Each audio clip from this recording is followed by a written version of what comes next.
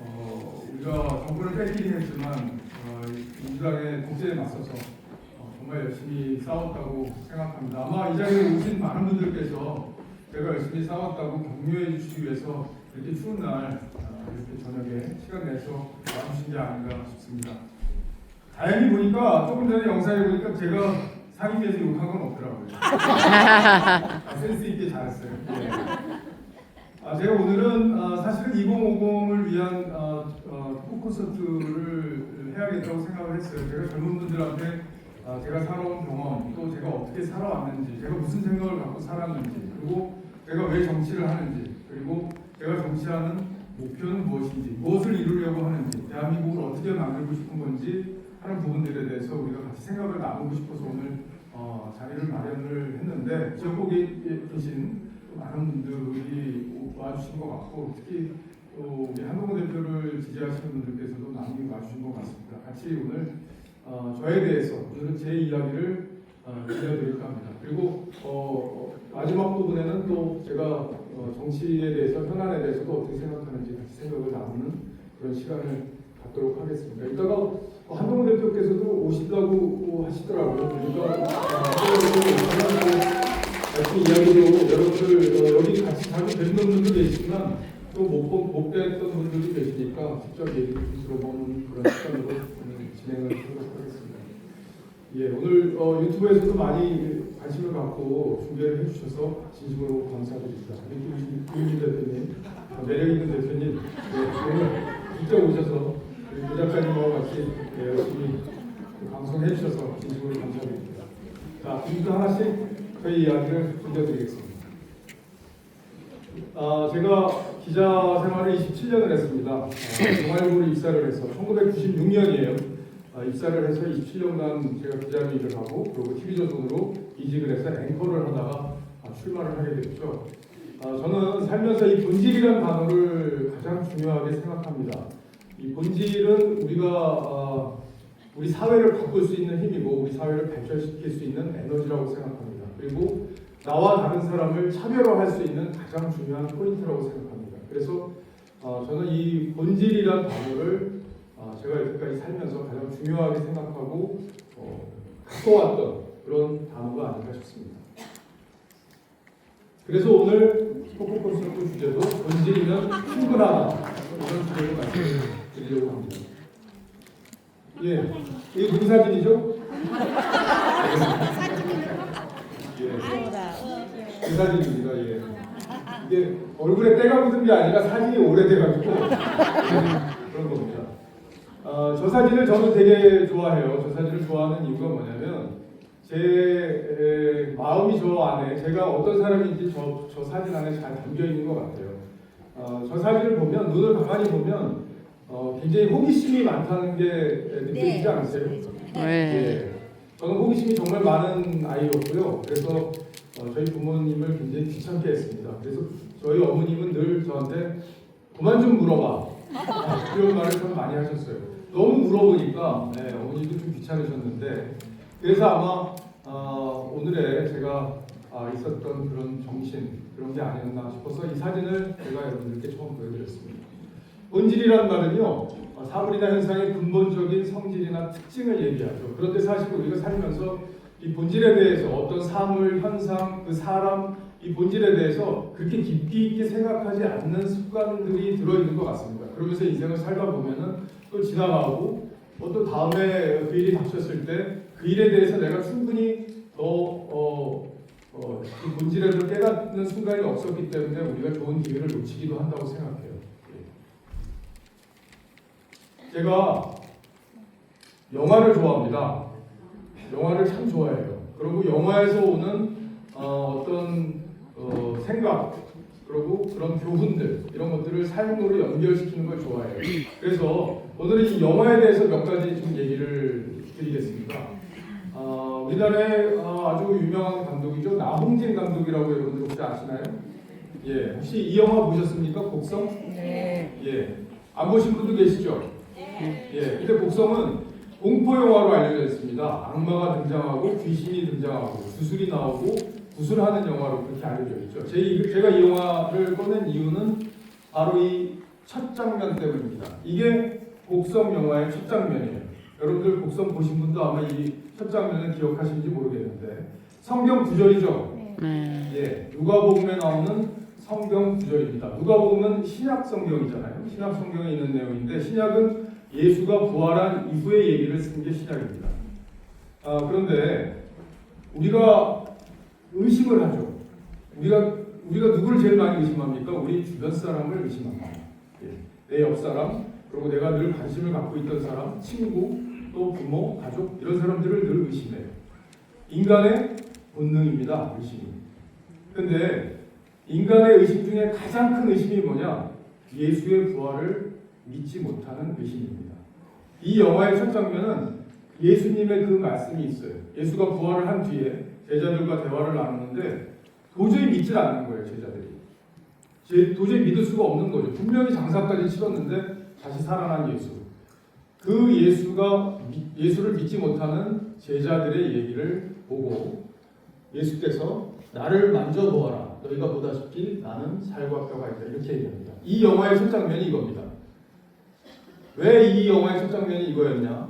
우리가 이 영화를 본 사람들은 이게 잘 보이시는지 모르겠는데 이 악마로 등장하는 일본인이에요. 일본인에 대해서 우리가 관심을 많이 갖습니다. 그래서 일본인이 이 마을에 어떤 마을에 곡성이라는 마을에 일본인이 온 다음부터 살인 사건이 벌어지고 그 다음에 무슨 여성들이 피해를 입었다는 그런 얘기들도 흉흉한 소문들이 돌죠. 그런데 결국엔 보니까 뭐였냐? 이 사람은 악마가 아니라 의심의 결정체입니다. 이 마을 사람들이 다 그렇게 의심을 하는 거예요. 일본 사람이 하나 우리 마을에 왔으니까 다 의심을 하는 겁니다. 그 사람 때문에 일이 벌어진 거 아니냐.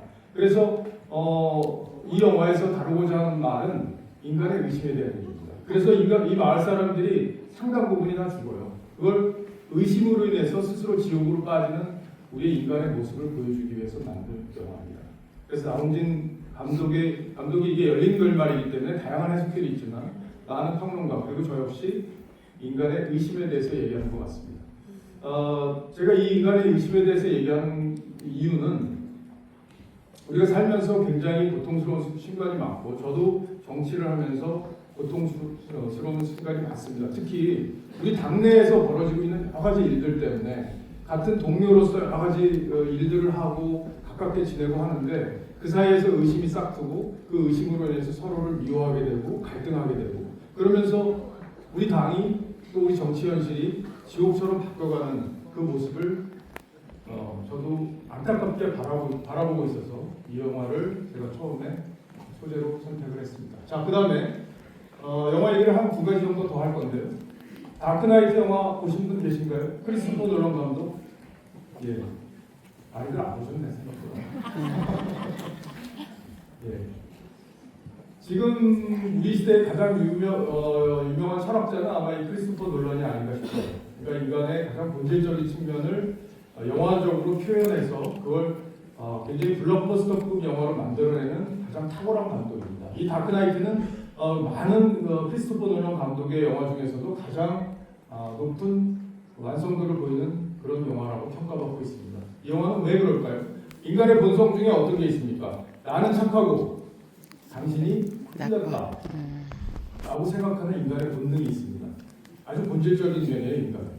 근데 이 장면을 한번 떠올려 보시죠.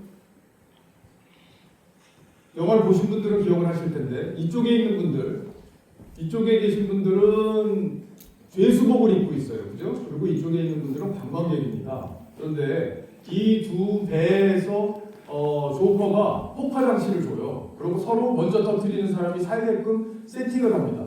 그러고 나서 먼저 누르라고 해요. 근데 사람들이 양쪽 배에 있는 분들이 눌렀나요? 못 누르죠? 못 눌렀더니 왜 조커는 이런 설정을 했냐? 너희 안에 있는 이중성을 바라봤으면 하는 거예요. 그러니까 너희들 마음에 너희들이 다 착한 줄 알고 사는데 너희들 마음에 그 악마가 있다. 나쁜 이중성이 있다는 것을 알려주고 싶은 겁니다. 우리 인간은 이렇게 다 착각으로 하고 사는데 나에게 이중성이 있다는 것을 깨닫는 순간 다른 사람을 이해할 수 있는 공간이 만들어집니다. 그래서 이 놀란 감독은 이런 설정을 통해서 그래서 정의의 상징이 뭐였죠? 검사였죠. 하비덴트라는 검사였습니다. 근데 이 사람을 통해서 극단적으로 이 이중성을 보여줘요. 어떤 모습으로 보여주죠? 바로 이 모습으로 보여줍니다.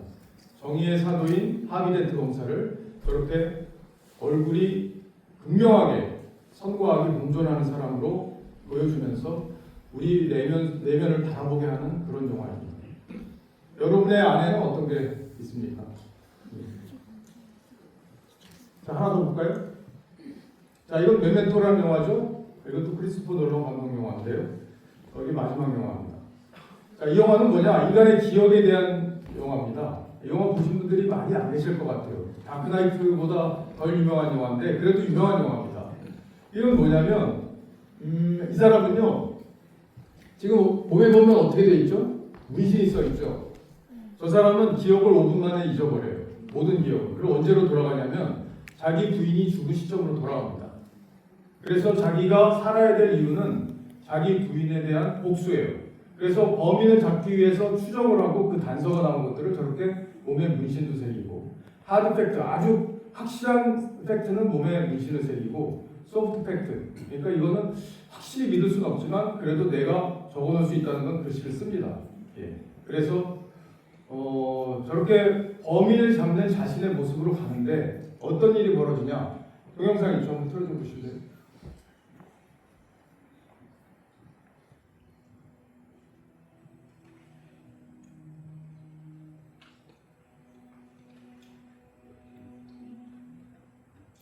지금 이미 사람을 자기가 죽였어요. 예. 범인을 잡아서 죽였습니다. 근데 어떻게 하죠? 저걸 태우죠. 저걸 왜 태울까요? 증거를 없애요. 자기 기억을 지워야 되기 때문에 태우는 겁니다. 자기 기억을 지워야지만 자기가 살아야 될 이유가 생기잖아요. 누군가를 자기가 죽였으면은 복수가 완성이 됐기 때문에 자기가 살 이유가 없어집니다. 그래서 자기가 살아야 될 이유를 만들기 위해서 사진을 태워요. 인간의 기억은 조작이라는 걸 보여주기 위해서 저 영화를 만들었습니다. 우리가 믿는 바를 말하고 늘 얘기하고 하지만 그 안에는 자신의 생각에 맞게 자기가 기억을 조작했다는 것을 저 영화는 보여주고 있어요. 인간에게는 그런 본능이 있고 그게 인간의 본질 중에 하나입니다. 그래서 제가 이제 본질이라는 단어를 좀 극단적으로 잘 설명해드리기 위해서, 마음에 와닿게 설명해드리기 위해서 오늘 이 영화 3편을 통해서 오늘 처음 얘기를 시작을 해봤습니다. 자, 그리고 이 사진 혹시 제 페이스북에서 보신 분들 계신가요? 네. 예. 저는 정치를 하면서 그리고 기자를 하면서 또 인생을 살면서 가장 소중하게 생각하는 말이 저희 아버님께서 주신 말씀입니다. 저희 아버님께서는 어떤 말씀을 주셨냐면은 약자한테 따뜻하고 강자에게는 진실하라는 말씀을 주셨습니다. 근데 약자에게 따뜻하는 것은 우리 인간의 본성에 어느 정도 있는 것 같은데 강자에게 진실하다는 건 정말 어려운 일인 것 같아요. 정말 어렵습니다. 우리 당이 지금 여러 개 어려운 상황으로 흘러가고 있고 또 국민들의 사랑을 받지 못하고 있고 그래서 답답해하시는 분도 계시고 한데 우리가 사실 큰 산을 마주하고 있어요. 그리고 저도 당에서 정치를 하면서 굉장히 어려움을 많이 느낍니다. 그리고 용기를 내야 될 순간들이 많이 있어요. 그런데 앞에 닥친 것은 굉장히 강자들이 그리고 우리 당권을 갖고 있는 사람들의 모습들이 있습니다. 그리고 그분들의 또 생각과 저희 생각이 다른 부분이 있어요. 그럴 때 용기를 내고 진실하게 제 목소리를 내는 것은 정말 어려운 일인 것 같습니다. 아마 우리 소파에 계시는 많은 우리 유권자분들께서도 박정훈이 그래도 똑똑하고 여당하고도 잘 싸우는 것 같은데 왜 주류의 길을 걷지 않지라고 생각하시는 분들 계시죠? 맞아요. 계시죠? 네. 네, 계십니다. 제가 잘 알고 있고요. 제가 많이 듣는 말씀이에요. 그런데 저는 아버님의 말씀, 강자에게 진실하라는 말씀에서 저의 인생의 답을 찾으려고 하는 겁니다. 근데 2021년에 만난 그 김동기 박사님께서 제가 이제 이렇게 찾아갔어요. 김동건 아나운서님하고 저는 대학 선후배고 그래서 굉장히 저를 아껴주셔서 굉장히 친하게 지내고 있는 사이인데 한 번은 김동기 박사님한테 가자고 그러더라고요. 그래서 2021년 4월에 갔습니다, 같이. 근데 저 오른팔로 저걸 못 드세요. 지금 유리잔을 못 드셔서 왼팔로 드시고 지금 건배를 하시는 거예요. 술을 못 드시지만 그래도 제가 왔다고 포도주를 한 잔 내주시고 건배를 저렇게 했습니다. 그리고 녹두지짐이하고 냉면하고 이렇게 내주셨어요. 그러니까 북한에서 오신 분이라 저렇게 딱 먹을 수 있게끔 오시는 분마다 저렇게 대접을 하시더라고요. 근데 저때 해주신 말씀이 제가 아주 저희 아버님이 주신 말씀처럼 기억이 남습니다. 김동길 박사님이 유신 때 투옥하셨고 그리고 싸우셨던 말씀을 쭉 해주셨어요. 그러면서 많은 사람들이 힘든 시간을 보냈다. 정말 힘든 시간을 보냈고 그때 용기를 내는 게 정말 어려웠다. 그리고 용기를 내는 것은 자신을 지키는 일이었다라는 취지의 말씀을 하셨어요. 그러면서 남이 어떻게 하든 누가 대단해 보이든 개의치 말고 자신의 걸음을 걸어라. 이렇게 저한테 말씀을 주셨습니다. 저는 저 말씀이 정말 큰 말씀이라고 생각합니다. 여러분도 그렇게 생각하시나요? 네. 저렇게 살기가 근데 현실적으로 쉬운가요? 아니요. 굉장히 어려운 일인 것 같아요. 이게 이제 정치라는 분야 그리고 살면서 옳고 그름을 가려야 되는 일 그리고 정치에서 세력 안에서 싸워야 되는 일 이런 걸 할 땐 더 어렵습니다. 물론 회사 다니면서도 자기가 옳다고 믿는 말을 말해야 되고 이런 순간이 있는데 그럴 순간에 용기를 내지 못하는 경우가 많고 또 나는 그냥 가물고 길게 가야겠다 이렇게 생각하면서 두려워하고 타협하는 경우도 많습니다. 그게 틀렸다는 건 아니에요. 여러분들도 살면서 다 그런 경험들이 있고 저도 그런 경험이 많이 있습니다. 그러나 이게 정치는 제가 그렇게 선택을 하면은 저를 믿고 지지해 주시고 또 우리나라의 미래를 걱정하시는 분들에게 제가 죄를 짓는다는 생각 때문에 제가 옳다고 믿는 마음 그리고 제가 옳다고 믿는다고 해서 그게 정답일 수는 없잖아요. 근데 그걸 끊임없이 검증을 해야 됩니다. 아까 제가 말씀드린 그 본질 내가 뭘 위해서 정치를 하고 있고 또 어떤 기준을 갖고 살고 있는지에 대한 스스로의 천착을 하고 그 결과로 나타난 제 신념에 대해서는 제가 반드시 지켜야 된다고 저는 믿습니다. 그래서 어려운 길을 가고 있고 그래서 여러분들의 지지 또 여러분들의 박수가 저한테는 정말 큰 힘이 되고 용기를 주는 일입니다. 여러분들 다시 한번 감사합니다.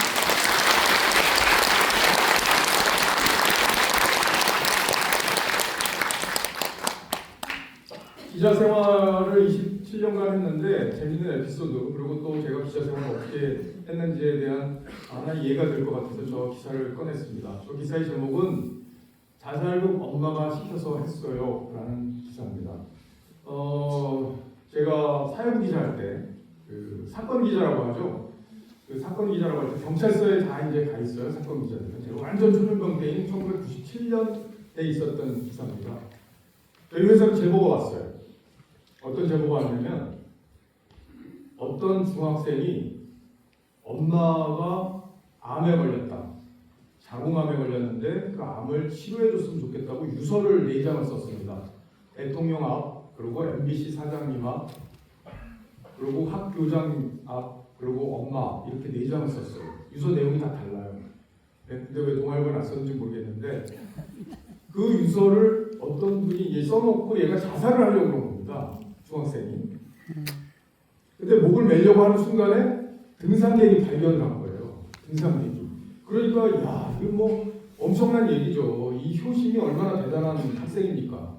그러니까 이제 난리가 났어요. 편집국이. 그래서 이제 제가 거기 담당 구역이어서 저보고 가서 취재를 하라고 해서 이제 달려갔어요. 그랬더니 엄마랑 이제 학생이랑 있더라고요. 그래서 다 이제 그 사연을 들어보니까 정말 가슴 아픈 일이었어요. 정말 어렵게 살면서 엄마가 병까지 걸리니까 애가 이렇게 자살을 해가지고 엄마를 구하려고 했다는 게 정말 믿기지가 않고 너무 가슴 아픈 일이었어요. 기사를 잔뜩 써가지고요 보냈습니다.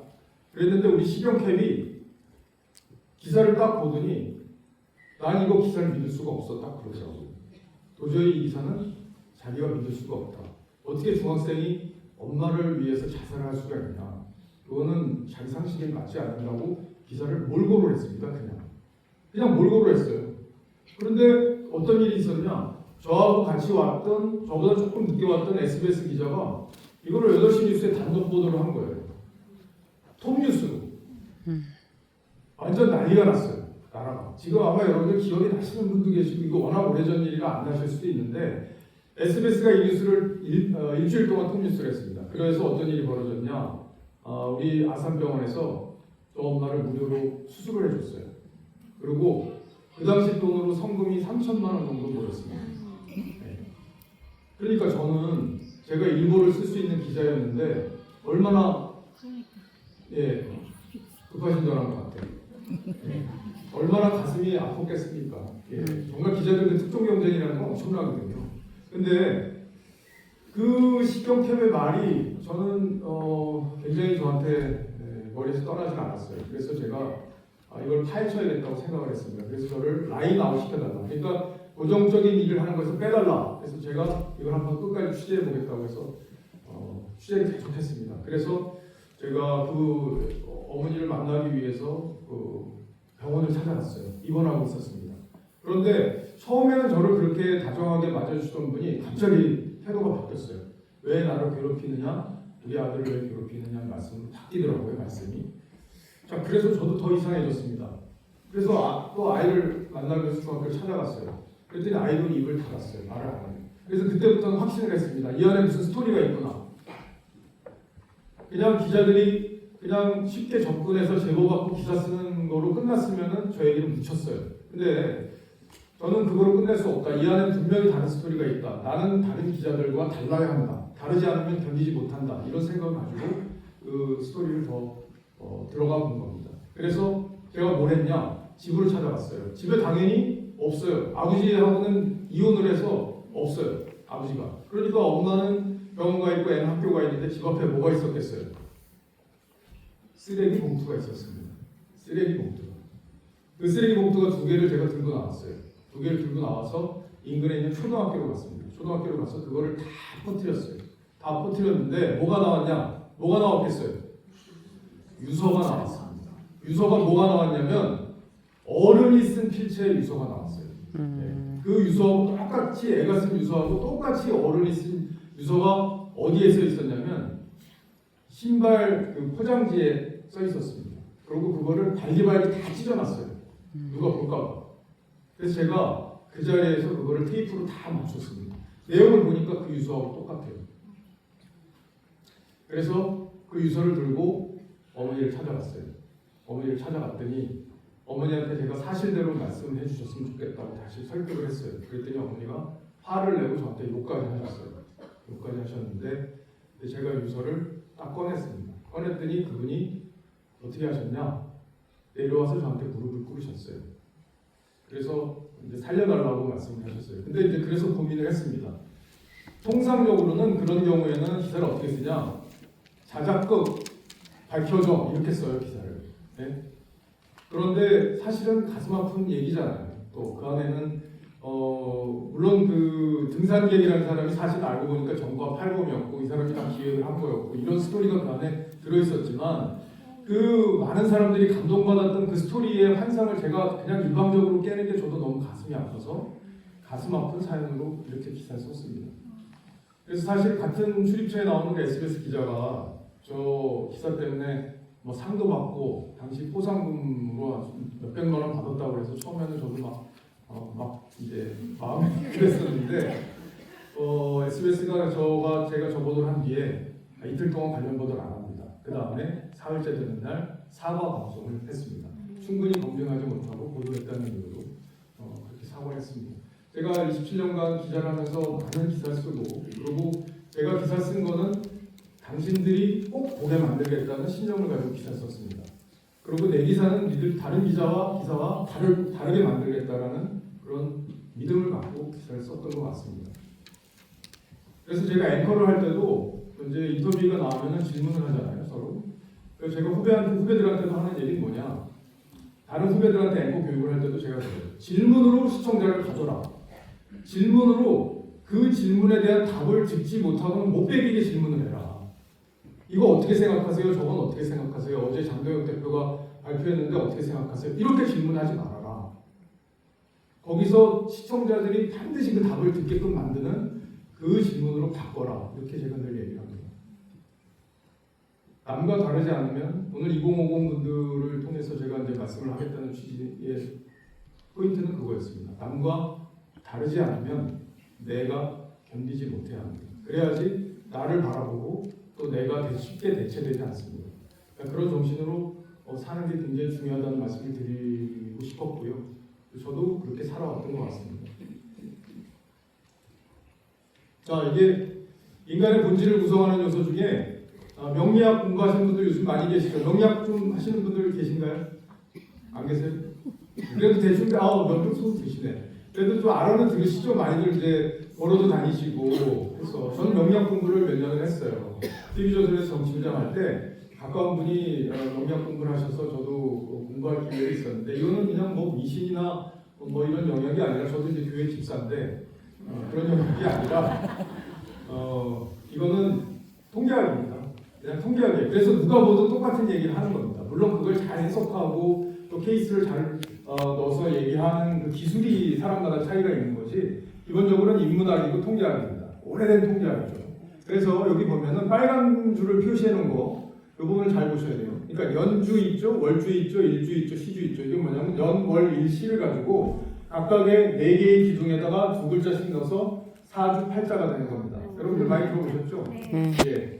갑자기 눈이 초록초록해지는 분이 많은데 여기에 있는 윗글자, 이 신자 있죠? 신자, 하얀색 신자 이게 나를 상징하는 글자예요. 그러니까 태어난 날에 윗글자가 나를 상징하는 글자입니다. 이 사람은 홍길동 씨는 신금으로 태어난 분이에요. 그러니까 금으로 태어났고 저걸 보석이라고 부릅니다. 그러니까 사주에 대한 그 기본적인 개념을 제가 좀 설명을 드렸어요. 얘기하는 이유가 있습니다. 자, 그리고 내가 태어난 나와 관계에 있어서 서로 극하고 오행으로 토가 뭐 목을 극하고 뭐 이런 여러 가지가 있잖아요. 그런 것들의 상관관계를 가지고 이 사주를 설명하는 겁니다. 제가 이 말씀 드리는 이유는 뭐냐면 이 사주 중에서도 이 상관이라는 개념, 여기 상관에 보면 빨간색으로 써놨죠. 규칙을 무시하는 자유로움, 창의적이지만 권위를 벗어나는 성향. 저거에 대해서 오늘 제가 얘기를 해보고자 합니다. 저거를 짧게 우리가 편한 말로 하면 뭐겠어요? 대김성이에요, 대김성. 예. 저 친구 너무 댐비네. 이게 상관입니다. 예. 근데 왜 댐빌까요? 왜 댐빌까요? 그냥 시키는 대로 하면 되는데 댐비려고 하는 이유가 있어요. 뭐냐면 남과 다르게 생각하는 기운이 있다는 뜻입니다. 그러니까 질서를 거부하려는 에너지가 강한 거예요. 그래서 상관의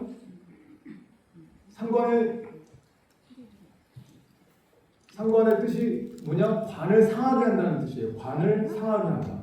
그러니까 내가 어떤 자리를 갖고 있는데 그 자리를 자꾸 치려고 그러는 거예요. 그 기운 때문에. 어떤 기운 때문에? 개긴다. 자꾸. 개김성이라고 그러죠. 그러니까 댐비니까 미워서 자꾸 승진도 안 시키고 한직으로 몰리고 이렇게 한다는 거죠. 그런데 저 상관에는 묘한 비밀이 숨어 있습니다. 요즘 시대에는요. 상관이 없는 사람이 크게 출세하기가 어려워요. 옛날에 우리가 다 같이 모여서 밥을 먹었어요. 그래서 막 그 원시시대 때 뭘 하나 잡아왔습니다. 다 같이 그래서 밥을 먹는데 어떤 사람이 와서 나는 이거를 뭘로 퍼먹었으면 더 좋겠는데 나 손이 지저분해지는 게 싫은데 이렇게 생각한 사람이 있죠. 그 사람은 그 질서를 거부하기 시작한 거예요. 우리가 이렇게 인류가 발전한 이유는 질서를 거부하는 저 에너지 때문에 우리가 이렇게 발전한 겁니다. 그래서 저 상관은 인류를 발전시키는데도 굉장히 기여하고 또 조직을 발전시키고 조직의 새로운 부가가치를 만드는데도 엄청난 힘을 발휘하는 게 상관입니다. 그래서 우리 주변에서 남과 다르게 생각하는 사람은 되게 귀한 사람입니다. 귀한 사람입니다. 그런데 이 상관 기운을 주체를 못하면 안 돼요. 상관 기운을 주체를 못하면은 어떻게 되냐? 자신이 결국엔 내쳐집니다. 여기 상관에 아까 이 동그란 걸로 다시 가볼까요? 네. 여기 보면 이쪽에 인성이라고 검은 거 있죠? 인성이라고 써 있죠? 인성은 뭐냐면 따뜻한 마음을 상징해요. 따뜻한 마음. 그러니까 상관이 있는 사람이 인성까지 있으면 어떻게 되죠? 혁신은 하지만 남을 나쁘게 보려고 하진 않습니다. 따뜻하니까. 그래서 저 두 가지가 잘 결합되어 있으면은 혁신은 하지만 그 혁신의 에너지를 나쁘게 쓰지 않는 거죠. 그거를 명리학용어로 전문용어로 상관폐인이라고 합니다. 여러분 계세요? 예. 상관폐인 아실 정도면 상당히 명리학 공부를 하신 겁니다. 이 상관이 지금 이 상관을 얘기하려는 이유가 있습니다. 이 상관을 이야기하려는 이유는 바로 이분 때문입니다.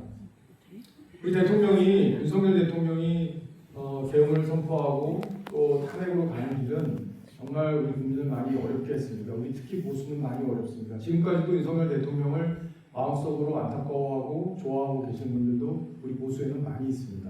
그러나 우리 다수의 국민들은 윤석열 대통령이 우리 역사에 큰 잘못을 했다고 생각합니다. 윤석열 대통령은 어떤 분이었어요? 문재인 정부, 박근혜 정부, 그리고 거슬러 가서 이명박 정부 때도 어떻게 했어요? 덤볐죠? 시키는 대로 안 했어요. 시키면 시킨 대로 하지 않고 항상 다른 얘기를 하고 저는 사람에 충성하지 않습니다. 이런 얘기를 했죠. 여기 사주에도 보면 이거 공개된 사주입니다. 제가 따로 아는 사주가 아니라 공개된 사주인데 여기 보면 상관이 몇 개 있어요? 3개. 3개나 있죠. 그러니까 이 사주라는 게 통계학적으로 상당히 유의미한데 이렇게 상관 기운이 많은데 뭐가 없죠? 인성이 있지만 상관 기운을 감당을 못할 정도로 상관 기운이 강합니다. 그래서 보통은 이제 옛날 같으면 굉장히 조선시대나 이런 데 만약 저런 사주였다면 굉장히 어렵지만 이게 민주사회이기 때문에 덤비면서 그 사회의 잘못된 부분을 또 자기가 치고 나가고 이슈를 만들고 하는 기운으로 대통령까지 가신 거예요. 제가 후보 때 정치부장 때 대통령을 만났습니다. 그리고 대통령하고 소통도 정치부장 하면서 소통도 자주 했어요. 근데 후보 때 제가 드린 말씀이 있습니다. 국민한테는 덤비지 않았으면 좋겠다. 제가 그 말씀을 드렸습니다. 그런데 대통령께서도 본인의 사주 명리학에 관심이 많으셔서 잘 알고 계세요. 본인이 어떤 기질을 갖고 계신지도 잘 알고 계시고. 그런데 저 기운을 잘 통제를 했더라면 어땠을까 하는 생각이 있습니다. 저도 상관이 하나 있습니다. 있는데 저도 늘 생각을 해요. 이 명리학 공부하는 이유는 운을 때려 맞추기 위해서 공부하는 게 아니라 그 사람이 어떤 사람인지를 알기 위해서 공부하는 겁니다. 그리고 어떻게 살아야 할지 거기서 교훈을 얻기 위해서 공부를 하는 거죠. 그래서 저도 상관이 있기 때문에 제가 그냥 시키는 대로 하는 사람은 아닙니다. 우리 당에 지금 이제 다수의 당원들이 장동혁 체제를 선택을 했고 그리고 그 체제를 존중을 해야 되잖아요. 그런 상황에서도 목소리를 낸다는 것은 정말 쉬운 일은 아닙니다. 그래서 이 기운을 잘 다스리고 우리 당이 어떻게 하면 더 나아질지 우리 대한민국이 어떻게 하면 더 나아질지 이 질서를 거부하는 에너지를 가지고 그 에너지를 가지고 사람들을 설득하고 그런 게 필요하죠. 되게 상관이 있는 사람들은 다르게 생각하기 때문에 머리가 좋은 편입니다. 이따가 오실 한동훈 대표께서도 상관이 있으세요. 상관은 꼭 필요하고 그걸 잘 통제하는 게 그래서 중요합니다. 사실 여러분들도 관심이 있으시면 사주 공부 한번 해보시면 인간을 이해하는 데 굉장히 도움이 됩니다. 여러분들의 자녀가 말을 안 듣고 왜 이렇게 덤비지 할 때 그 자녀를 올바른 방향으로 가이드를 하고 그 자녀의 성품을 이해하면서 하는데도 도움이 되니까요. 그냥 언제 무슨 뭐 대학 가냐 안 가냐 이런 걸 갖고 돌아가지 마시고 스스로 공부를 해서 자기 주변 사람들을 이해하고 또 뭐 하나 해야 되죠? 의심하지 않아야 되죠. 의심하지 않고 의심이 자기를 지옥에 빠뜨려요. 본인을 지옥에 빠뜨립니다. 의심을 받는 사람보다 의심을 하는 사람이 지옥에 빠집니다. 그러니까 의심은 늘 경계해야 된다. 이런 말씀을 드립니다. 자, 이제 정치 얘기를 좀 해볼까요? 정치의 본질은 뭘까요? 정치의 본질. 시간이 많이 지났네요, 벌써. 네, 정치의 본질은 이렇게 되면, 국민들이 이렇게 되면 정치 잘하는 거예요. 등 따숩고 배부르고. 네, 이 두 가지 잘하면 됩니다. 네.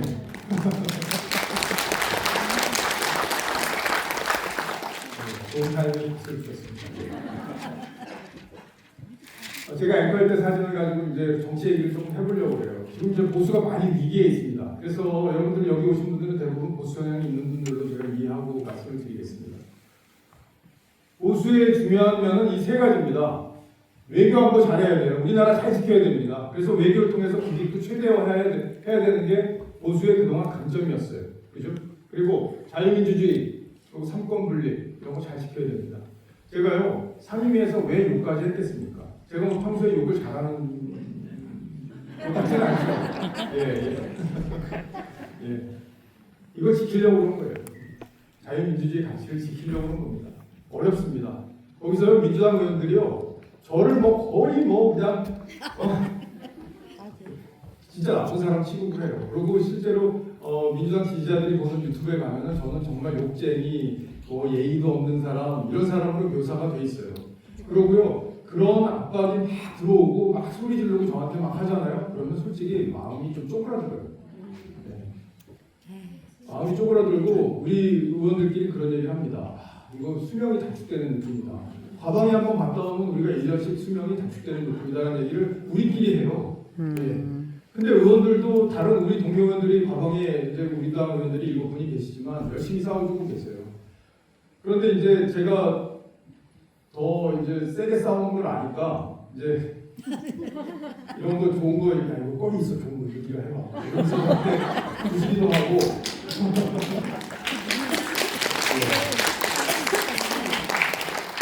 김우영 의원님하고는 제가 몇 번 말씀을 드렸는데 김우영 의원님이 저 이제 가족 얘기까지 하고 해서 제가 이제 오늘 못 참아서 욕을 했는데 참 죄송하다고 제가 나중에 말씀을 드렸고 김우영 의원님이 좀 이제 그 나이가 저보다 좀 많이 들어 보이세요. 예. 그죠? 네, 맞아요. 예.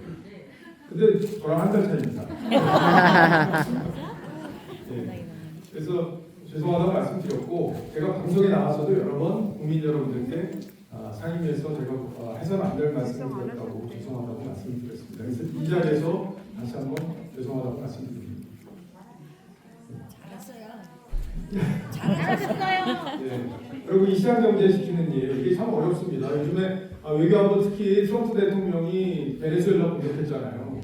사실은 이것 때문에 야 이거 이제 러시아하고 손잡고 그린란드 공격하는 거 아니야? 이런 생각도 하시고 그러면 이거 중국이 대만 공격할 때 미국은 무슨 명분으로 막을 거야? 이런 생각도 하는 거예요.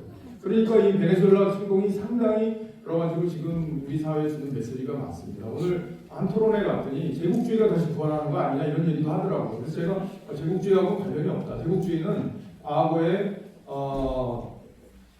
약소국가들을 일방적으로 침입해서 거기 있는 자원과 인력을 수탈하는 게 제국주의였다면 지금 일정한 명분을 가지고 자기 세력을 지키고 자기의 국익을 지키는 선에서 지금 굉장히 강한 통치 시대가 열리고 있는데 이게 제국주의로 바뀔 가능성도 있죠. 지금이 중요한 역사의 변곡점입니다. 그래서 우리의 외교가 중요한데 이재명 대통령이 중국 가서 면 먹고 우리나라 짜장면보다 맛있다고 막 이런 얘기도 하고 또 서해 구조물에 대해서도 좀 한가한 말씀을 하셔서 걱정이 됩니다. 예. 우리가 미국의 도움을 우리가 안 받고도 우리나라를 지킬 수 있으면 너무 좋겠죠. 그런데 이 북한은요 우리나라의 요격 체제를 완전히 무너뜨릴 수 있는 미사일 시스템을 다 갖추고 있습니다. 알고 계시죠, 다? 네. 수만 틀면 뭐 이제 나온다고 핵 미사일 발사에 대해서 계속 실험을 하니까 캐리어도 완성이 됐고 캐리어도 이제 마지막 단계. 그러니까 미국을 본토를 타격할 수 있는 ICBM 이 기술도 완성은 됐어요. 거리까지 완성이 됐지만 이게 어떻게 가요? 우주로 날아갑니다. 미사일이. 그 다음에 우주에서 마하 21 속도로 날아가요. 그러니까 북한에서 평양에서 미사일을 쏘면은 뉴욕까지 가는데 얼마 안 걸려요. 네, 마하 21의 속도로 날아갑니다. 우주에서. 그래서 그 다음에 어디로 가요? 다시 대기권으로 재진입을 하죠.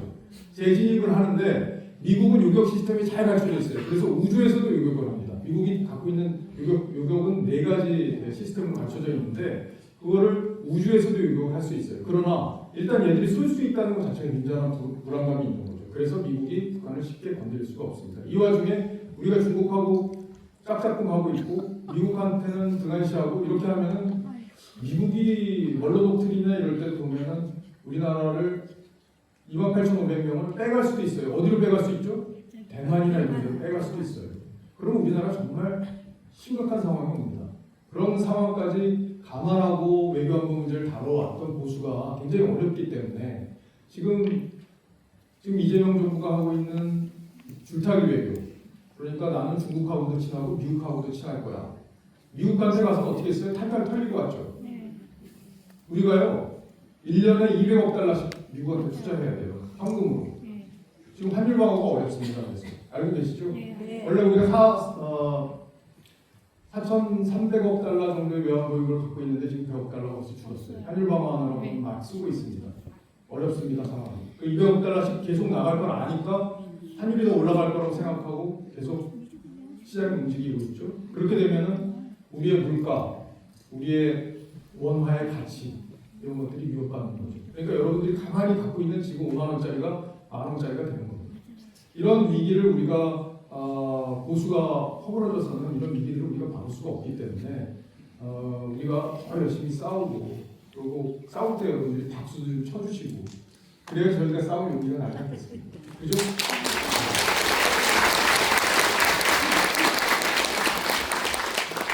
국민 눈높이에 우리 당이 맞느냐 이 부분에 대해서는 정말 하고 싶은 말이 많습니다. 그러나 우리 장동혁 체제가 저는 지방선거를 승리로 이끌어주기를 간절히 바랍니다. 그리고 한동훈 대표의 손을 좀 잡아줬으면 좋겠습니다. 안 잡을 것 같아요. 그죠? 네. 안 잡을 것 같죠? 그래도 잡아줬으면 좋겠습니다. 이게 한동훈 대표를 아직까지 우리 당원들 중에는 그래도 힘들어하시고 또 마음속에 불편한 감정 갖고 계신 분들이 많은 건 저도 잘 알고 있습니다. 그러나 한동훈 대표가 걸은 길이 저는 옳은 길이라고 생각합니다. 그래서 맞습니다. 믿고 지지하고 한동훈 대표가 잘 할 수 있도록 저는 도와주고 싶은 마음이 있습니다.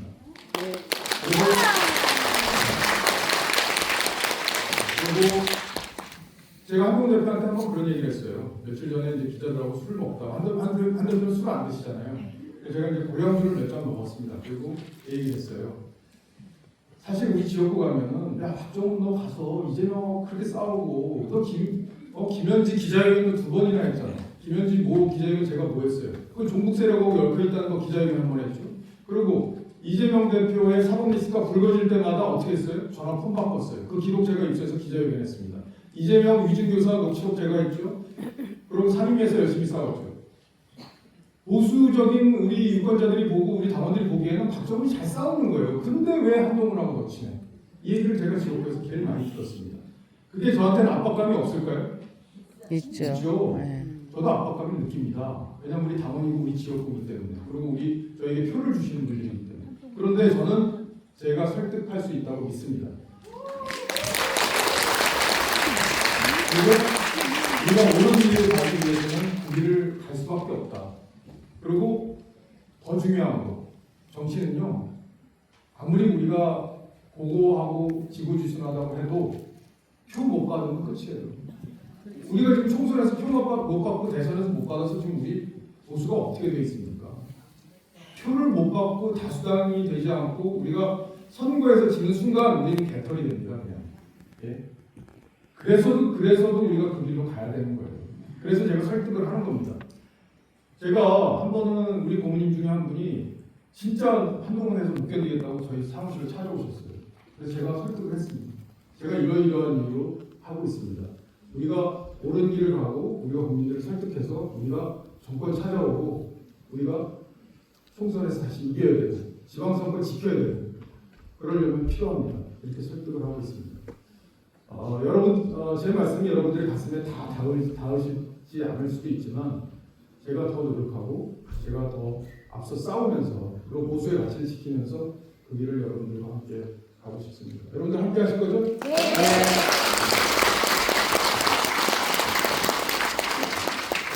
그래서 저는 보수 혁신을 위해서는 이 상관 에너지를 우리가 잘 써야 된다고 생각합니다. 바꿔야 된다. 그냥 단순히 바꾸는 거 혁신 뭐 혁신안을 발표해도 그 안에 혁신하는 내용들이 들어있기도 하지만 그게 국민 눈높이하고 맞느냐가 제일 중요한 것 같아요. 국민들이 원하는 게 뭔지 과연 그 안에 그 국민들이 원하는 게 들어있는 건지 그래서 국민 다수들로부터 이들이 달라졌구나 박수를 받을 수 있는 건지 저는 어제 혁신안이 나오긴 했지만 좀 단순화해서 얘기하면 그런 느낌을 받았어요. 우리가 학교 다니는 어린애가 학생이 있었는데 불량 학생들이랑 어울렸어요. 그래서 혼냈습니다. 그랬더니 사과했어요. 아유 잘못했습니다. 근데 그 다음에 그 불량 학생들이랑 계속 논다면 그걸 바라보고 있는 부모나 선생님들이 혼을 내지 않을까요? 그죠? 불량 학생들하고 놀지 않아야 된다는 그 확신을 보는 사람들한테 심어줘야 돼요. 그래서 회초리를 때릴 사람한테 덜 때리게. 그리고 네가 정말 반성했구나. 그리고 응원해 줄 수 있게끔 우리가 모습을 바꿔가야 됩니다. 그런데 그 과정이 없기 때문에 아쉬운 점이 있습니다. 저도 일단은 그래도 기대를 더 해보려고 하는데 이제 이 이후에 여러 가지 일들이 앞으로 벌어질 일들이 사실은 그것과 반대로 가진 않을까 하는 걱정 때문에 오늘 이 자리에 서 있는 저도 마음이 무겁습니다. 부디 우리 장동혁 대표께서 우리 당원들이 뽑은 대표이기 때문에 그분께서 우리가 승리할 수 있는 길로 함께 가기를 바랍니다. 그 길에 우리 당의 이주인분들, 한동훈 대표를 포함한 여러분들이 손을 잡고 함께 가서 이기고 그렇게 했으면 좋겠습니다. 되게 쉬워요. 사실 이기는 길이. 그냥 그렇게 가면 됩니다. 솔직히. 그렇게 가서 손을 잡기만 하면은 이길 수 있어요. 우리가 선거 때 보면 윤석열 대통령이 누구랑 단일화 했죠? 안철수랑 단일화 했죠. 그죠? 이재희 대통령이, 김대중 대통령이 JP랑 단일화 했잖아요. 문재인 단일화 했잖아요. 계속 단일화 합니다. 단일화하는 쪽이 이기고 손을 잡는 쪽이 정치는 이해가 있습니다. 물론 명분이 필요합니다. 그래서 손을 잡고 함께 가는 그런 혁신을 했으면 좋겠습니다. 자, 이제 마지막 페이지네요. 여기 이게 구스타프 말러라는 분이, 이 구스타프 말러가 철학자가 아니에요. 지휘자입니다. 지휘자. 예, 지휘자. 오늘 콘서트 때 제가 노래는 안 합니다. 지휘자인데 이 얘기가 참 저는 가슴에 와닿아요. 전통이란 타버린 잿더미를 지키는 것이 아니라 그 불꽃을 계승하는 것이다. 보수가요, 많이 어렵습니다. 지금은 보수는 어떻게 보면 타버린 잿더미일 수도 있어요. 그죠? 그렇죠. 굉장히 어렵습니다. 우리를 지지하는 국민들의 수가 이렇게 역대로 작았던 적이 없어요. 우리 당이 정말 우습게 국민들에게 보이는 적이 이렇게 우습게 보였던 적이 없습니다. 정말 어려웠을 때도 우리가 다 일어났고 또 정권은 5년 만에 또 뺏어왔고 탄핵 당했지만 뺏어왔고 그렇게 우리가 보수가 저력이 있는데 지금처럼 이렇게 무시당하고 저쪽에서 원내대표 하는 사람이 공천원금 받아가지고 막 난리가 나고 자기 대장동 일단 돈 지켜주려고 항소도 포기하게 하고 이런 일을 하는데도 우리가 이렇게 우스운 꼴을 당하고 있는 적은 없었습니다.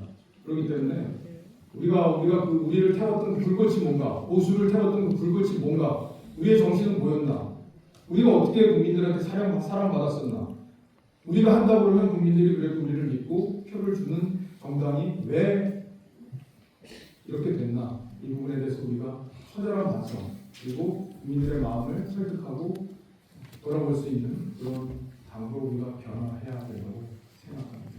여러분들 함께 하실 거죠? 네. 힘을 주시고 저희가 꼭 열심히 하도록 하겠습니다. 고맙습니다. 네,